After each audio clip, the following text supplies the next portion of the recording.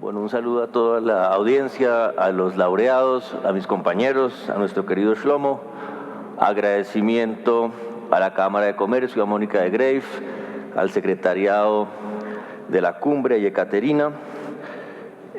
Yo quería aprovechar esta oportunidad con los laureados para hacer unas breves reflexiones sobre los elementos que a mi juicio nos permitieron pasar de la lógica de confrontación del conflicto a una lógica de cooperación que nos permitió llegar a un acuerdo sin que eso signifique que ninguno de los dos abandonó sus convicciones o sus principios. Otra manera de decir lo mismo es una reflexión sobre los elementos que con el tiempo nos permitieron construir algo de ese tan difícil valor que es la confianza, porque la paz es, a mi juicio, ante todo una construcción. Hoy tenemos la ventaja de que nos acompaña el jefe de la delegación en La Habana de las FARC, de manera que todo lo que yo diga, él lo podrá contradecir o desmentir. Y comienzo, son 7 elementos que mencionaré muy rápido, no es una lista exhaustiva, pero me parece que lo primero que nos permitió avanzar fue precisamente este periodo de conversaciones confidenciales, secretas en La Habana de 6 meses. Aquí está en la audiencia otro miembro de la delegación de las FARC, Andrés París, que estuvo allá.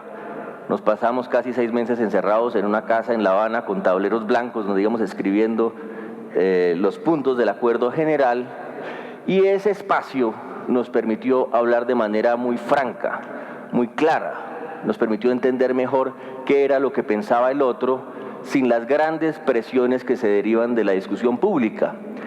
Evidentemente, en una democracia solamente es tolerable negociar de esa manera durante un periodo corto para establecer las bases de la negociación.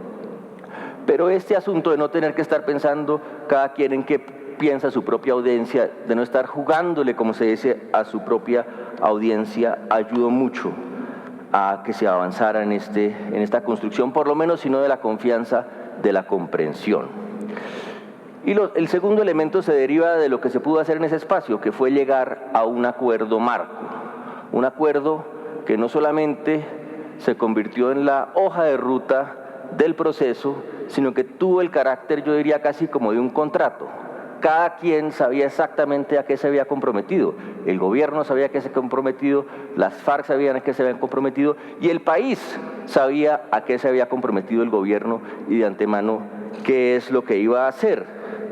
Y ahí aprovecho la presencia acá de David Trimble, porque esas ideas realmente surgieron de un estudio comparado que hicimos de muchos lugares, incluyendo el de Irlanda del Norte y cómo habían logrado llegar al acuerdo de Viernes Santo con una estructura de acuerdos de ese tipo. Siguiente elemento básico en cualquier negociación: cumplir lo que se ha prometido durante el proceso. Ustedes lo han visto a veces en la televisión, pero no es suficientemente conocido el esfuerzo enorme que se tuvo que hacer para llevar a los comandantes de las FARC de Colombia a La Habana, fundamentalmente con la ayuda del Comité Internacional de la Cruz Roja, con quien Colombia tiene una enorme deuda, y por eso el presidente hace pocos días los condecoró. Y esto, que parece que es un asunto operativo, es mucho más. Desde la primera vez, a finales de enero, comienzos de febrero del 2012, cuando con el CICR, con un helicóptero, extrajimos de las selvas colombianas al comandante del bloque oriental, Mauricio Jaramillo, en una escena francamente de película que no es conocida por la opinión. Aterriza el helicóptero en un claro en la selva, se bajan los miembros del CICR acompañados de un delegado de Cuba, otro de Noruega y de la persona de la oficina del gobierno nacional, que era Jaime Avendaño.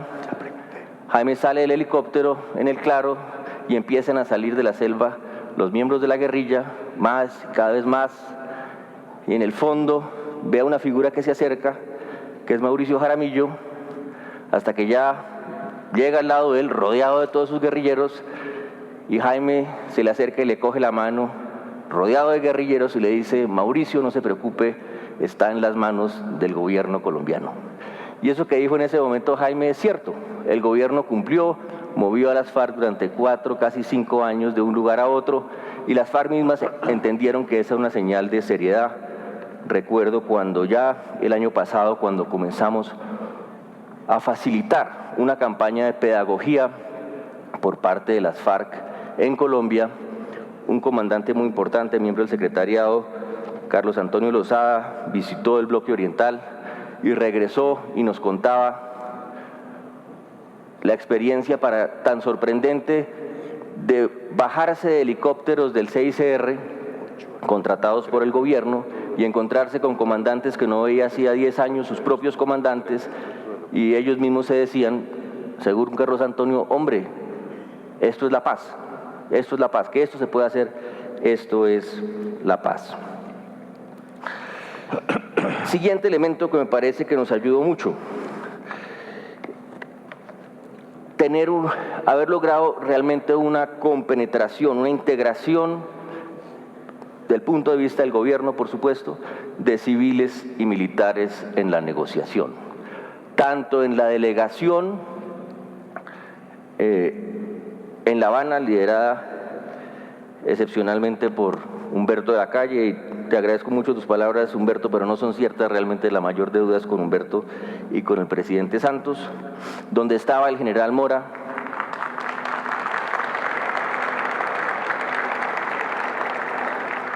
donde estaba el general Naranjo, y luego más adelante, años más tarde, llegó los miembros de la subcomisión del punto 3, oficiales activos, 5 generales, 4 generales y un almirante activos, participando en la negociación. Y eso le mostró a todo el país una cara unida, integrada del Estado, que hoy sorprende a los extranjeros. Cuando estuvimos con Iván esta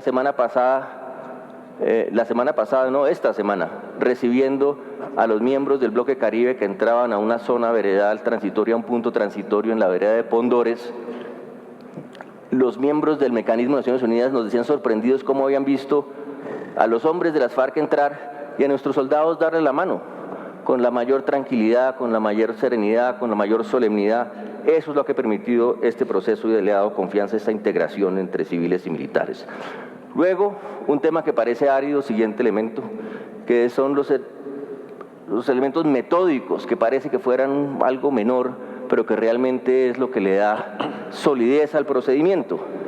Desde el hecho que acordamos desde la fase secreta trabajar siempre conjuntamente y sin intermediarios en un texto común, que terminaron siendo esas 300 largas y difíciles de leer páginas, pero yo les digo, ¿en qué otro proceso de paz del mundo se ha logrado un acuerdo así, sin intermediación, sin la mediación de un delegado de Naciones Unidas que va escribiendo el acuerdo, sino directamente escrito entre un gobierno representando a una democracia y una guerrilla? Eso no había pasado, creo yo, en ninguna parte. Luego hay otros elementos, digamos, estructurales que nos sirvieron mucho, acordar un ritmo de reuniones que realmente nos dejó a todos absolutamente exhaustos. Ya nadie sabía cuándo era un sábado, cuándo era un domingo, cuándo era un lunes, era simplemente un ritmo de trabajo permanente, pero eso le daba impulso a la negociación.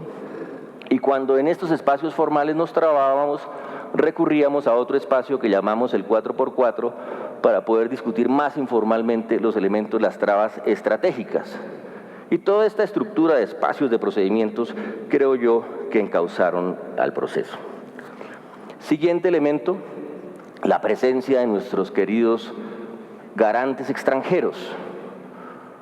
El presidente Santos, cuando se inició el proceso y tratamos de aprender de lo bueno y de lo malo del pasado, decidió con razón que teníamos que tener una participación más racional de la comunidad internacional. En el proceso anterior había habido una cantidad de países sin que estuviera suficientemente claro cuál era su papel. Aquí decidimos comenzar con una cosa más moderada, 2 países, Cuba y Noruega, que realmente jugaron un papel muy novedoso, porque no eran mediadores, eran lo que llamamos garantes, que consistían en que estaban presentes en la mesa de negociación, oían lo que estaba ocurriendo, no intervenían, regla de oro, nunca intervenían, pero cuando llegábamos a un problema muy difícil, o incluso cuando se dieron, como se dieron algunas crisis, se activaban los garantes, hablaban con los unos, hablaban con los otros, y en todos los casos nos ayudaron a encontrar una solución. Y no solamente en la Mesa de La Habana, sino en las crisis tal vez aún más agudas que tuvimos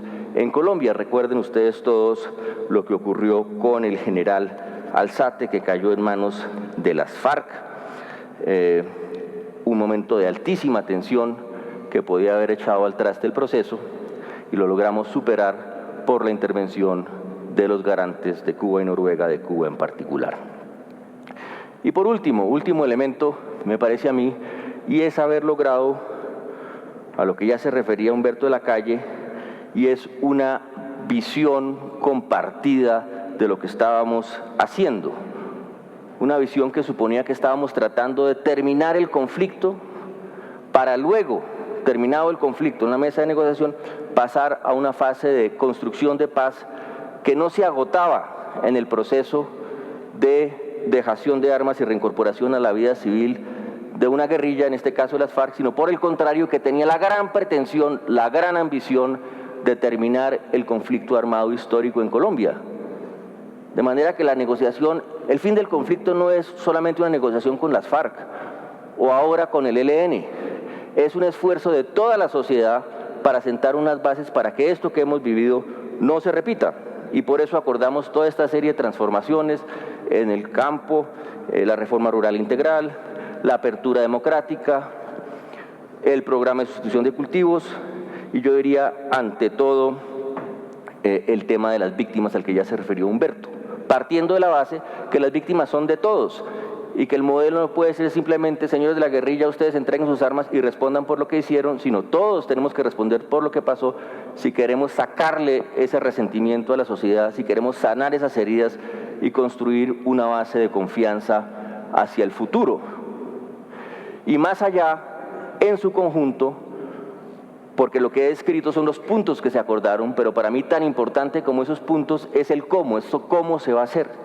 Y ahí se construyó una visión compartida de las FARC de que esto se tiene que hacer con una enorme participación ciudadana, con una enorme movilización de la ciudadanía, sobre todo en los territorios, en los más afectados por el conflicto, en un modelo que hemos llamado de paz territorial, de construcción entre todos desde abajo en los territorios de la paz. Y ese discurso, me parece, es un discurso que nació de la mesa y que compartimos ambos. ¿Quién se hubiera imaginado hace 5 años, como yo lo he oído, quién se hubiera imaginado oír a comandantes de las FARC diciendo: nosotros lo que vamos a hacer ahora es contribuir a la construcción de Estado en el territorio, a resolverle sus problemas a la gente? Eso es lo que dicen los comandantes de las FARC hoy.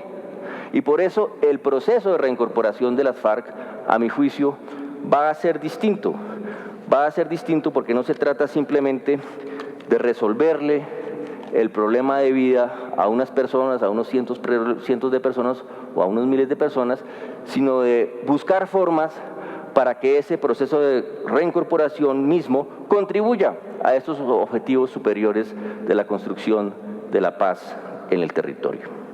Esos muy brevemente son los elementos que me parece a mí que nos permitieron, que nos mantuvieron a flote y que nos permitieron llegar a un acuerdo, pero reconozcamos para terminar que ahora con la implementación enfrentamos unos enormes obstáculos, algunos que son conocidos y obvios, pues nunca hay suficientes recursos para todo lo que hay que hacer. Los gobiernos en general tienen una baja, tal vez incluso a veces bajísima, capacidad gerencial y administrativa para llevar realmente a la realidad en los territorios estos procesos. Pero a mí me preocupan sobre todo dos cosas. La primera, a la que ya me referí, y es lograr que esta visión de construcción de paz que salió de la Mesa de La Habana sea compartida por los colombianos. Yo creo que ahí nos merecemos una autocrítica, a pesar de los grandes esfuerzos que hicimos con el poco tiempo que tuvimos durante la negociación de explicar aquí en Colombia. Creo que si tuviéramos que volver a hacer las cosas otra vez, tendríamos que haber pasado más tiempo en Colombia explicando qué es lo que estábamos haciendo en La Habana. Y el segundo obstáculo que veo, y el mayor, es que, como suele decir con toda la razón Shlomo Ben-Ami, la guerra une y la paz divide. Y yo diría aún más, en el caso de Colombia, en el caso de la democracia colombiana, el interés por el poder tiende a derrotar el interés por la paz. Y ese es el escenario que enfrentamos hoy en el marco de las elecciones del 2018. Y hoy hay quienes están dispuestos a atacar abiertamente y de todas las formas el proceso de paz con tal de llegar al poder. Hay quienes lo hacen de manera más surrepticia, a través de terceros, pero con el mismo interés. Y a ninguno de los dos les importa que se derrumbe el proceso de paz con tal de llegar al poder. Ese es el reto que enfrentamos.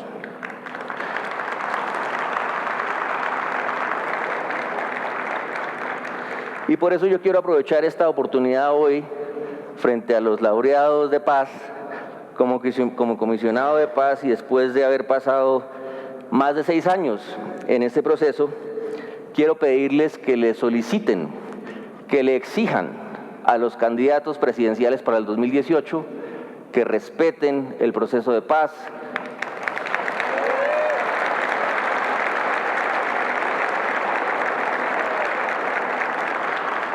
que se comprometan pública y solemnemente a respetar el proceso, a respetar la reincorporación de las FARC. Porque la verdad es que vamos muy bien. Esas imágenes que han visto por ustedes estos días, esa es la realidad, es lo que se está viviendo en los territorios de Colombia. Las FARC ingresando a las zonas transitorias. Este fin de semana habremos concluido prácticamente todo. Yo espero que todo ese movimiento de más de 6.000 hombres de las FARC. En cualquier país del mundo la gente estaría bailando en las calles de felicidad. Se terminó el conflicto, se terminó la guerra. Vale la pena preguntarse, ¿y aquí por qué no? Y pues los analistas encontrarán razones. Unas que se le ocurren a uno fácilmente es la duración del conflicto. Esto no fue una guerra de 5 años como la Segunda Guerra Mundial, es un conflicto interno de 50 años. La distancia que existe desde las grandes ciudades hacia las zonas del conflicto hoy, y digámoslo con franqueza, la falta de solidaridad con el sufrimiento ajeno que existe en este país. Pero yo creo que sobre todo el problema que tenemos es el que ya mencioné, y es que la política está opacando a la paz. Por eso, señores y señoras, queridos amigos, no dejemos que la política derrote a la paz. La paz nos ha abierto una enorme ventana de oportunidad para transformar este país. Vamos muy bien, no dejemos que se cierre. Muchas gracias.